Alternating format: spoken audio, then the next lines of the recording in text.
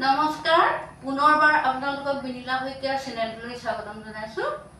পবিত্ৰ ভাদ মাহৰ উপলক্ষে আজি আমি গোপিনীসকলে কৃষ্ণ নাম আগবঢ়াইছো। এদিন মাকে কৃষ্ণ কৈছিল আঙুলি টোৱাই, লোকৰ বস্তু নানিবা শুনি আনিব নাপায়। এদিন মাকে কৃষ্ণ কৈছিল আঙুলি টোৱাই, লোকৰ বস্তু নানিবা শুনি আনিব নাপায়। দৈ থৈছো, দুগ্ধ থৈছো আৰু থৈছো লাৰু, সোণৰ পইচাত পাৰি থৈছো, তাতে থৈছো গাৰু। এদিন মাকে কৃষ্ণ কৈছিল আঙুলি টোৱাই, লোকৰ বস্তু নানিবা শুনি আনিব নাপায়। লোকৰ বাচ্চা ডাঙৰ দীঘল, আমাৰ বাচ্চা সৰু, কি কাৰণে নন্দ ঘৰে চৰাইছিলা গৰু। এদিন মাকে কৃষ্ণ কৈছিল আঙুলি টোৱাই, লোকৰ বস্তু নানিবা শুনি আনিব নাপায়। বৃন্দাবনৰ মাজে প্ৰভু আছিলা লুকাই, ভালতে গোপিনী কান্দে বিচাৰি নাপায়।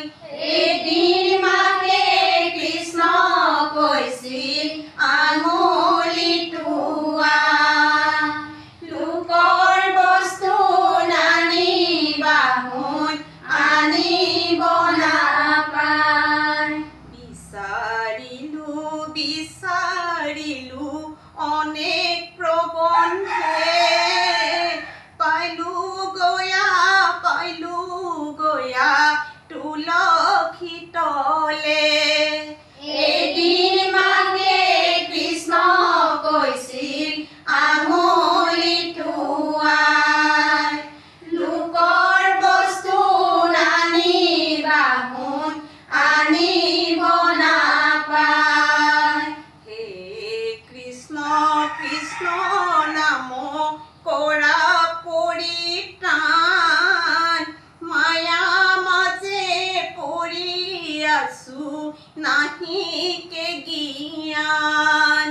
এদিন মাকে কৃষ্ণ কৈছিল আঙুলি টোৱাই, লোকৰ বস্তু নানিবা শুনি আনিব নাপায়।